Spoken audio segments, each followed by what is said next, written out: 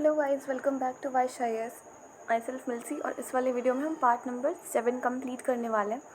Class 9th की history NCERT चल रही है गाइस। ओके, डोंट वरी, थोड़ा सा लंबा हो गया लेक्चर, बट 2-3 पार्ट्स और आएंगे, उसके बाद ये चैप्टर ख़त्म हो जाएगा। तो मैंने इसके पहले वाले वीडियो में मैंने बताने की कोशिश करी थी कि जब छोटा बच्चा होता है, फिर जब से बच्चा पैदा होता है तब से लेकर के जब तक वो उसका यूथ वाला स्टेज आता है तब तक क्या प्रोसेस होता है, वो इन टाइम पीरियड के बीच में उसके साथ क्या क्या होता है, कब वो वर्क करता है, कब वो फैक्ट्रीज़ वगैरह ज्वाइन करता है, कब वो नाजी पार्टी ज्वाइन करता है, ये सारी चीज़ें मैंने इसके पहले वाले वीडियो में बता दिया था। यहाँ से स्टार्ट करते हैं the Nazi cult of motherhood. मैंने स्कूलिंग वगैरह सबके बारे में बता दिया था इससे पहले वाले वीडियो में। अगर नहीं देखा है तो अब उसको देख के आओ, अदरवाइज़ इसे भी मत ही देखना। तो बात करते हैं the Nazi cult of motherhood के बारे में। जो नाजी जर्मनी में जो चिल्ड्रन थे, एज बिकॉज कि वो जर्मनी तो बस था नहीं, अभी तो वो नाजी जर्मनी बन गया था। तो जो नाजी पार्टी के लोग थे ना वो जर्मनी में, तो सभी लोगों को, बस बच्चों को ही नहीं, सभी लोगों को वो ये कहते थे कि जो मेन है एंड जो विमेन है, इन दोनों में ज़मीन आसमान का फ़र्क होता है। इज्जत वो दोनों की करते थे, वेमेंस के साथ वो थोड़ा सा ना दिमाग लगाते थे। अभी मैं आगे बताती हूँ कैसे। बट हाँ, उन लोगों ने ना सबके दिमाग में ये चीज़ भर दिया था कि जो मेन है ना वो वेमेन से बहुत ज़्यादा अलग होते हैं। जो मेन होते हैं वो बाहर वर्क करने के लिए बने हैं, वो एग्रेसिव होते हैं, मैस्कुलिन होते हैं एंड स्टील और स्टोन हार्टेड होते हैं। आप इसे समझ लो, क्योंकि उनका ये था कि जो भी आदमी होते हैं वो बाहर वॉर करने जाएंगे, जितने भी मेल्स होते हैं वो जब वॉर करने जाएंगे तो उनको वहाँ पे लोगों को मारना होगा। और अगर कोई भी एक आदमी के मन में अगर इमोशंस पैदा हो गया दैट टाइम, या फिर अगर वो इमोशनल थोड़ा सा भी हो गया, तो वो किसी को मार नहीं पाएगा। तो इसलिए उन लोगों ने ना बचपन से ही, जैसे मैंने आपको इसके पहले वाले वीडियो में बताया था उनकी स्कूलिंग वगैरह कैसे होती थी, क्या क्या चीज़ें वहाँ पे इन लोगों को सिखाई जाती थी। तो एट दैट टाइम से ही ना उन लोगों ने मेल्स को ये उनके दिमाग में भरना शुरू कर दिया था कि आप लोग बिल्कुल ही आप लोगों में कोई इमोशन नहीं होता है, आप लोग हर्टलेस हो, आप लोग एग्रेसिव हो, मैस्कुलिन हो, एंड आप लोग को स्टोन हार्टेड ही होना ही पड़ेगा एनी हाउ, कैसे भी। और क्योंकि ये लोग डिफ्रेंशिएट बहुत ज़्यादा करते थे, लोग बहुत ही एक लिमिट से ज़्यादा पार्शियलिटी होती थी मेन एंड वेमेन के बीच में, इसीलिए कभी भी दोनों को इक्वल राइट्स दिए नहीं गए। एक टाइम के बाद आप देखोगे ना कि ये डेमोक्रेटिक स्ट्रगल का ना एक पार्ट बन गया था। जो equal rights for main and women Germany में, ये डेमोक्रेटिक स्ट्रगल का एक पार्ट बन गया था हर जगह पे, जो कि सोसाइटी के लिए बहुत ही ज़्यादा पेनफुल था। और उसने एक तरीके से आप कह सकते हो सोसाइटी को ना बर्बादी कर दिया। ये जब हम डिटेल में पढ़ेंगे ना वर्ल्ड हिस्ट्री को, तब उसके बारे में बात करेंगे। अभी आगे बढ़ते हैं। मेल्स को ये सिखाया जाता था कि आप एग्रेसिव हो, मैस्कुलिन हो, ब्ला ब्ला जो भी। और गर्ल्स जो होती थी, वाइल जो फीमेल्स होती थी ना, उनको ये बस, उनको कुछ सिखाया ही नहीं जाता था, उनको बस इतना कहा जाता था कि how to become a good mother.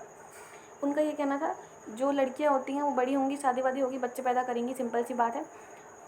आज के ज़माने में भी बहुत सारे लोग ये सोच रखते हैं कि हाँ गर्ल्स इसीलिए बनी हुई होती हैं, बट कोई बात नहीं, वो कभी सुधरने वाले हैं भी नहीं ऐसे लोग, ठीक है। तो बाद में उस बारे में बात करते हैं फिर कभी। तो गर्ल्स को हमेशा ये कहा जाता था कि बड़ी होकर आपको एक अच्छी माँ बनना है। अच्छी माँ कैसे बनना है कि तो आप जब आप ना एक जर्मन जो आर्यन रेस का जो बंदा है, आप उससे शादी करेंगी, उसके बाद आप एक प्योर ब्लडेड आर्यन बच्चे को पैदा करेंगी। अगर आपने जीव बच्चे को पैदा करा है, फिर अगर आपने किसी जीव से शादी करी, तो इसकी बदौलत आपको ना पनिशमेंट दी जाएगी, बहुत ही जो ज़्यादा हार्श पनिशमेंट होगी, आप बर्दाश्त नहीं कर पाएंगी। इवन गर्ल्स को ये कहा जाता था कि आप अपने जो रेस है उसकी प्योरिटी को मेंटेन करके रखिए। कहने का क्या मतलब है कि रेस की प्योरिटी को मेंटेन करने का क्या मतलब है, कहने का मेरा कि जो ज्यूज़ हैं उनसे डिस्टेंस बना के रखिए, ठीक है। ज्यूज़ के लिए आपके मन में कोई भी दया भावना नहीं होनी चाहिए, उनके लिए हेट वाली फीलिंग होनी चाहिए। आप अपने घर का ध्यान रखिए, अपने बच्चों को सिखाइए। अपने बच्चों को क्या सिखाइए, नाजिज़्म की जो फ़िलॉसफी है वो आप अपने बच्चों को सिखाइए, ठीक है। और अपने बच्चों को कहिए जो आर्यन कल्चर्स हैं वो फॉलो करें, जो आर्यन रेस में जितने भी सारे रूल्स एंड रेगुलेशंस बनाए गए हैं वो सारे लोग जो ये आपके बच्चे हो रहे हैं, आप उनको ये सब सिखाइए कि वो सारे लोग फॉलो करें और आगे भी इनको प्रमोट कीजिए। 1933 में हिटलर ने कहा कि जो हमारा स्टेट है, हमारे स्टेट में जो मदर है ना बहुत ही मोस्ट इम्पॉर्टेंट सिटीजन है। अभी आप ये सोचोगे कि एक तरफ में तो इक्वल राइट ये पागल सन की दे ही नहीं रहा है, दूसरी तरफ ये क्यों बोल रहा है कि जो मदर है वो बहुत ही इंपॉर्टेंट सिटीज़न है। वाई? बिकॉज देखो, इसको पता था कि बच्चे पैदा करने का काम तो मम्मी करती हैं, पापा तो आगे करेंगे है नहीं, ठीक है। ऑब्वियसली बेबी बेयर करने का काम मदर का ही है। तो इस वजह से वो ना, मैंने अभी बताया ना कि वेमेंस के साथ इसने माइंड गेम प्ले करा, तो वो यही था कि इसने ना सारे वेमेंस को बोल भी रखा था कि हाँ आपसे बढ़कर तो कोई है ही नहीं। बट इसने एक अपने तरफ से ना आइडेंटिफाई भी कर रखा था कि वेमेंस क्या होती हैं क्या नहीं होती हैं। वो इंपॉर्टेंट है वो इसने बता दिया, बट किस लेवल तक इंपॉर्टेंट है वो भी इसने ही बताया। एज लाइक इसने सबको तो बोल दिया कि हाँ आप इंपॉर्टेंट हैं, सारी मदर्स बहुत इंपॉर्टेंट होती हैं, उनकी रिस्पेक्ट करो, ये करो वो करो, but at the same time ये जा करके इसने ये बोल दिया कि हाँ लेकिन जो मेल्स होते हैं वो जाके लड़ाई करते हैं, जहाँ जाके देखो वो उधर कोई किसी फीमेल्स को लड़ती हुई देख रही हो क्या। अब उतने पढ़े लिखे लोग हुआ करते थे नहीं लोग, ठीक है, जो मैं फीमेल्स की बात कर रही हूँ कि वो लोग पूरे वर्ल्ड में क्या हो रहा है वो जान सकें। तो इस वजह से ये माइंड गेम खेला है ये हिटलर ने इन लोगों के साथ में। बट आप देखोगे ना कि कितना भी ये बोल ले कि मदर जो है वो इम्पॉर्टेंट फिगर है, फीमेल्स जो है वो इम्पॉर्टेंट फिगर है, बट स्टिल जो नाजी पार्टी क्या थी ना, जर्मनी में किसी भी मदर को या फिर किसी भी फीमेल्स को इक्वली ट्रीट कभी उन लोगों ने नहीं करा। वेमेन जो थी अगर उन्होंने अनडिज़ायरेबल बच्चे पैदा करे हैं तो उनको पनिशमेंट दी जाती थी, और अगर उन्होंने एक डिज़ायरेबल बच्चा पैदा करा है तो उनको अवार्ड करा जाता था, रिवॉर्ड दिया जाता था, मतलब अवार्ड दिया जाता था, ठीक है। क्या मिलता था उन लोगों को अवार्ड के तौर पे, जब वो हॉस्पिटल्स में जाती थी तो उनको कंसेशन मिलता था, जब वो मूवी टिकट्स खरीदती थी, जब वो शॉपिंग के लिए जाती थी, जब वो मेले वेले में जाती थी, तब जा कर के उनको थोड़े से कंसेशंस मिलते थे, या तो वो फ्री में जाती थी या फिर उनको कंसेशंस मिलते थे। फ्री में तो ऑब्वियसली नहीं जाएंगे बिकॉज पैसे की किल्लत पहले ही हो रखी थी, ठीक है, तो ये लोग फ्री में तो कुछ करने वाले हैं नहीं। और जो अनडिज़रेबल बच्चे पैदा करे, लाइक जिसने कभी मान लो ज्यूस से प्यार वार होगा किसी को, वो उससे शादी कर ली, तो बच्चे जो पैदा होंगे वो तो ज्यूस कहलाएंगे, वो आयरन कहलाएंगे है नहीं, ठीक है। तो मतलब ये भी एक था, एक फंडा ये भी था कि एंड इसी वजह से जो आयरन रेस के बच्चे हैं उनको ज्यूस से अलग करने को बोला गया था, जस्ट बिकॉज उसको ऐसा लगता था कि ये बड़े होंगे, इनको एक दूसरे से प्यार वार हो जाएगा, प्यार में पड़ जाएंगे, फिर शादी वादी करेंगे, बच्चे जब पैदा होंगे तो वो ज्यूस ही पैदा होंगे, हम कभी भी उनको आयरन रेस का समझेंगे ही नहीं। प्रॉब्लम ये थी, इसी वजह से इसने ज्यूस को अलग रखा हमेशा ही आयरन रेस के बच्चों से। बाय द वे और भी सारे रीजंस थे, बिकॉज ज्यूस को हमेशा ही अनडिज़रेबल कंसिडर करा जाता था, बट वो एक अलग चीज़ है, मैंने पहले वाले वीडियो में मैं चिल्ला के बहुत बार बता चुकी हूँ, बहुत बार, ठीक है। अच्छा एक और चीज़ थी, आज के टाइम पे हम लोग पॉपुलेशन कंट्रोल कहते हैं कि ऐसे पॉपुलेशन बढ़ रही है बहुत ज़्यादा और अभी इस पर रोक लगानी चाहिए। एट दैट टाइम जर्मनी में क्या था, हिटलर कहता था कि आपको जितने बच्चे पैदा कर सकते हो करो, मुझे कोई दिक्कत नहीं है, और जो जितने ज़्यादा बच्चे पैदा करता था उसको उसके लिए अवार्ड दिया जाता था। फॉर एग्जांपल अभी मैं बताती हूँ क्यों, इसके पीछे का एक रीज़न है। एग्जांपल के लिए आप समझो, जो 8 से ज़्यादा बच्चे पैदा करता था उसको गोल्ड मेडल दिया जाता था, ठीक है। जो 4 बच्चे पैदा करता था उसको ब्रॉन्ज मेडल दिया जाता था, जो 6 बच्चे पैदा करता था उसको सिल्वर दिया जाता था मेडल। ऐसा क्यों था, क्योंकि हिटलर को ये लगता था कि जब बच्चे पैदा होंगे, ठीक है, जितने ज़्यादा बच्चे पैदा होंगे उतने ज़्यादा हमारी पॉपुलेशन बढ़ेगी, हम उनको अपनी नाजी पार्टी में इंक्लूड करेंगे, हमारी नाजिज़म वाली जो फिलॉसफी है उनको पढ़ा के उनके दिमाग में सबके खिलाफ हेटर वाली फीलिंग भर के अपने लिए फेवरेबल फीलिंग्स भर के हम उनको अपने साथ लेकर के आएंगे, ठीक है। और जब वो बच्चे बड़े होंगे तो वो हमारे लिए वॉरफेयर करेंगे, मतलब हमारे लिए वो लड़ाई लड़ेंगे, और जब वो लड़ाई लड़ेंगे तो वो जीतेंगे, तो वो जो एरिया ऑक्यूपाई करके लाएंगे वो एरिया हमारा हो जाएगा, ठीक है। और इसको ऐसा लगता था कि इसके पास जितने एरियाज़ होंगे उतने इसके पास पैसे वैसे आएंगे, मतलब उसकी इतनी डेवलपमेंट होगी।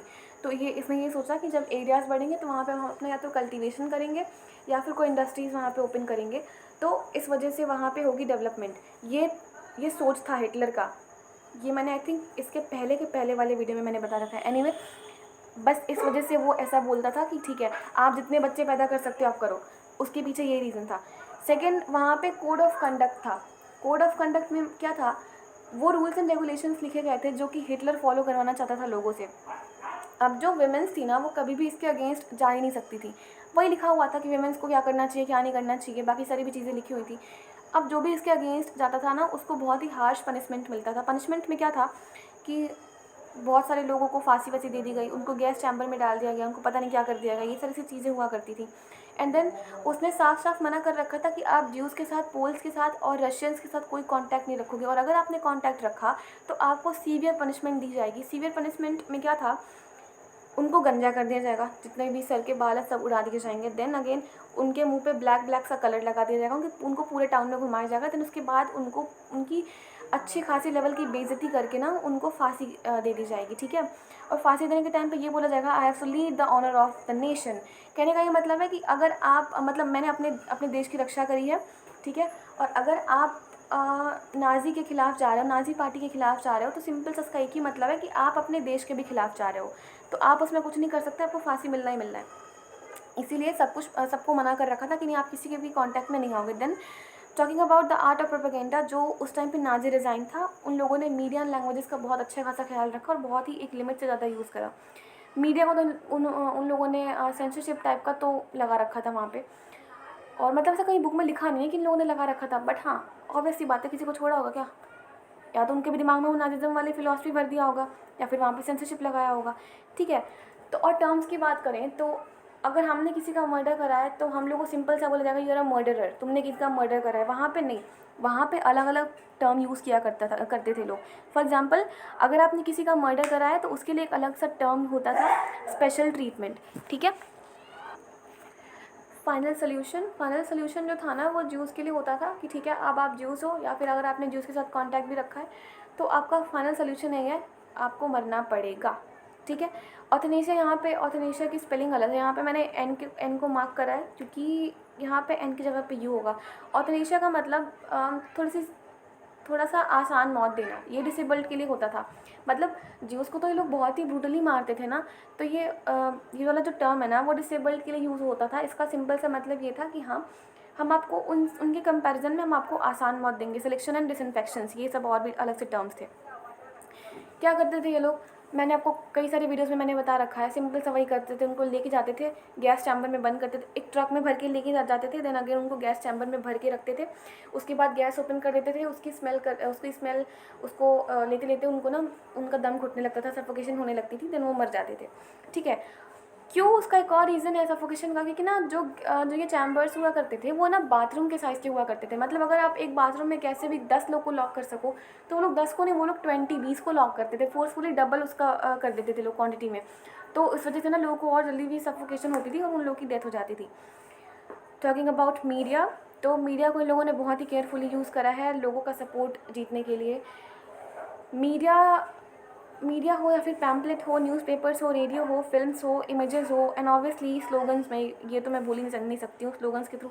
बाकी जो लीफलेट्स हुआ करते थे, सारे के सारे जितने भी चीज़ें हुआ करती थी, मतलब ये लोग जहाँ से भी अपनी आइडियोलॉजी को प्रमोट कर सकते थे, इन लोगों ने प्रमोट करा। एंड इनके में मैंने जो बताया था ना, जो लिबरल्स थे, जो सोशलिस्ट थे, जो कि हमारे पब्लिक को सपोर्ट करते थे, उन लोगों को अभी तक, अगर उन लोगों में से कोई भी अभी सर्वाइव कर रहा होगा तो उनको भी इन लोगों ने तोड़ा के मारा। और उन लोगों ने बोला कि ये फॉरेन एजेंट है, ये हमारे किसी भी काम के नहीं है। और उन लोगों को वीक कंसिडर किया, जो लोग जो हैंडीकैप वगैरह हुआ करते थे, जो फिज़िकली इम्पेयर्ड हुआ करते थे, फिज़िकली जो डिसेबल्ड हुआ करते थे, तो उनको इन लोगों ने मारा है। ये कह के कि ये हमारे लिए वीक है, हमारे किसी काम के नहीं है, अगर तुम हमारे लिए लड़ाई नहीं लड़ सकते हो तो तुम हमारे किसी भी काम के नहीं हो, और हमें तुम्हारी कोई भी ज़रूरत नहीं है, और ना ही हमारे इस नाजी जर्मनी को तुम्हारी कोई ज़रूरत है, ठीक है। तो अब इनका ये एजेंडा हुआ करता था। ऐसे ही किसी को फॉरेन एजेंट कह के मारा, किसी को वीक कह के मारा।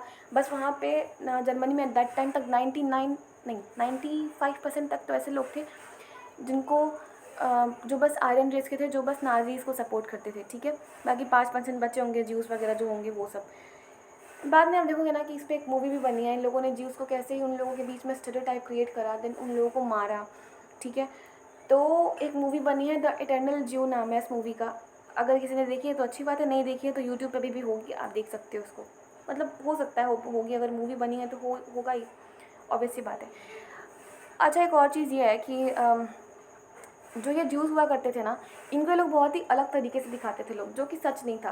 प्रॉब्लम ये थी कि इन लोगों ने ज्यूस को बोला था कि ज्यूस ऐसे होते हैं वैसे होते हैं। वो वाइट कलर का बहुत ही लॉन्ग सा काफ्तान पहनते हैं, ऐसे देखो इस फिगर में देखो, ये वाली जो फिगर है ना, ये वाली, ये इसमें एक जूस को दिखाया गया है, वो बहुत सारे डॉलर्स के ऊपर बैठा है, मतलब बहुत सारे से पैसे के ऊपर बैठा है, जर्मन करेंसी है ये, ठीक है, उसके ऊपर बैठा हुआ है।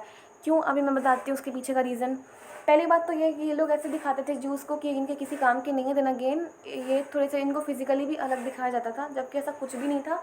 उस टाइम पे ज्यूस जर्मनी में इतने ज़्यादा टाइम से रह रहे थे कि आप उनको आइडेंटिफाई नहीं कर सकते हो कि वो ज्यूस है या फिर जर्मन है या फिर मतलब आर्यन रेस के हैं, क्योंकि वो लोग इतने टाइम से रह रहे थे कि जो ज्यूस थे ना वो जर्मन के साथ में एसिमिलेट हो गए थे। बट स्टिल उसके बाद में भी इन लोगों ने पता नहीं कैसे आइडेंटिफाई करके बहुत सारे ज्यूस को मारा। उसके बाद इन लोगों ने उन सबको रैट से, चूहों से कंपेयर करा, पेस्ट वगैरह से कंपेयर करा। देन अगेन जो मैंने फिगर दिखाया उस फिगर में ये दिखा रहा है कि हाँ वो वाइट कलर का बहुत बड़ा सा काफ्तान पहनता है और बहुत सारे से पैसे के ऊपर बैठा है। क्योंकि देखो उस टाइम पे ज्यूस थे ना, उनको कभी उतने मौके अच्छे से मिले नहीं कि वो जा कर के बिज़नेस करें या फिर जॉब करें, क्योंकि उनको तो हमेशा इन्फीरियर ट्रीट करा जाता था ना। तो वो जॉब कहाँ से मिलता उनको, क्योंकि हर जगह तो मालिक ये आयरन रेस वाले थे, तो कोई जॉब देता था नहीं। तो ये लोग अपना लिवलीहुड ना ट्रेड वगैरह करके चलाते थे। इसी में से कई सारे ज्यूज़ थे जो बहुत ही वेल डेवलप थे, जो बहुत ही रिच हुआ करते थे। तो पढ़े लिखे भी थे, रिच भी थे, ट्रेडर भी थे, अच्छी खासी नॉलेज भी थी, सारी चीज़ें थी, एजुकेटेड भी थे। तो जो ये नाज़ी पार्टी है वो ये कहती थी कि जो ज्यूस है ना बहुत ही अलग टाइप के लोग हैं, और ये लोग ना सारे पैसे ले लेंगे, एंड एक दिन जैसे इन लोगों ने जीसस क्राइस्ट को मारा है वैसे ही सारे जर्मन्स को भी मार देंगे। तो हमें इनका कोई काम नहीं और हमें इनके अगेंस्ट, इसीलिए हमें ना इनके अगेंस्ट में रहना चाहिए। तो यहाँ पे ना जो नाज़ी पार्टी के मेंबर्स हैं, फिर जो नाज़िज़म वाले जितने भी लोग थे, उन सब ने लोगों के माइंड के साथ खेला है। लोगों का माइंड पहले पहचाना, उसके बाद में उनमें ऐसे इमोशंस, ऐसी फीलिंग भरी जो बिल्कुल हेट से भरी हुई थी। किसके लिए? जूस के लिए, पोल्स के लिए, बाकी सारी चीज़, अदर जितने भी कम्युनिटी वहाँ पे रहती थी, जितने भी अदर कंट्री के लोग रहते थे उनके लिए, ठीक है, स्पेशली जूस के लिए। और क्रिश्चियंस तो पहले इनके अगेंस्ट में थे ही, मैंने बता रखा है। तो इन्होंने ये बोला, इन्होंने एक ये भी ऐड कर दिया कि देखो ये ट्रेड वगैरह करते हैं, एक दिन ऐसे करते करते बहुत अमीर हो जाएंगे। सो इस वजह से इन्होंने जैसे जीसस क्राइस्ट को मारा है वैसे वैसे कि हमें भी मार देंगे। तो इस वजह से लोग और भी इनके खिलाफ हो गए। यहाँ पे एक पोएम दी गई, पोएम तो नहीं है ये, अब जो कुछ भी है यहाँ पे बता रहा है, ठीक है। यहाँ पे एक पर्सन है, वो बोल रहा है, हिटलर बोल रहा है, सॉरी, कि हम ना बीच में खड़े हुए हैं, हमारे दोनों साइड में ना खतरा है। क्या खतरा है? एक साइड में क्या खतरा है? एक साइड में है अमेरिकन इकोनॉमिक सिस्टम, जिसको हम लोग कहते हैं बिग कैपिटलिज्म। दूसरे साइड पे है Marxist economic system of Bolshevism. Bolshevism में देखो कभी भी प्राइवेट ओनरशिप नहीं थी, बट स्टिल वो एक कहता है कि एक साइड में है बिग कैपिटलिज्म, दूसरी साइड में है बोल्शेविज्म। दोनों वर्क हैंड इन हैंड, मतलब एक साथ में चलते हैं, एक सिक्के के दो पहलू हैं ये। और ये दोनों ना ज्यू की वजह से ही हैं। जितने भी ज्यूस मेंबर्स थे ना, उन लोगों ने ही इन सबको लेकर के आए हैं। तो दुनिया में जितनी भी फ़िलॉसफी है, जितनी भी आइडियोलॉजीज़ हैं, ये कैपिटलिज्म वाली या फिर कम्युनिज्म वाली, ये बोल्शेविज्म वाली, जो कुछ भी है, मार्क्सिज्म वाली, सब में ज्यूस भरे हुए हैं। अगर कोई एक आइडियोलॉजी है, अगर कोई फ़िलॉसफी है या फिर आइडियोलॉजी है जिसमें ज्यूस नहीं है, तो वो बस हमारी नाज़िज़्म वाली ही है, और नाज़िज़्म ही है नेशनलिज़म। तो आप आइए, आप हमें सपोर्ट कीजिए, आप हमारी नाज़ी पार्टी को सपोर्ट कीजिए, ठीक है। ये कहना था हिटलर का, ठीक है। एक्चुअली एक जर्मन फार्मर ने लिखा है, ठीक है, you belong to Hitler, why. So वहाँ पे ऐसे हिटलर भी ना वोट मांगने का काम किया करता था। आपकी बुक एनसीईआरटी वाले बुक में ना एक पिक्चर दी गई, मैंने यहाँ पे इंक्लूड नहीं करा है।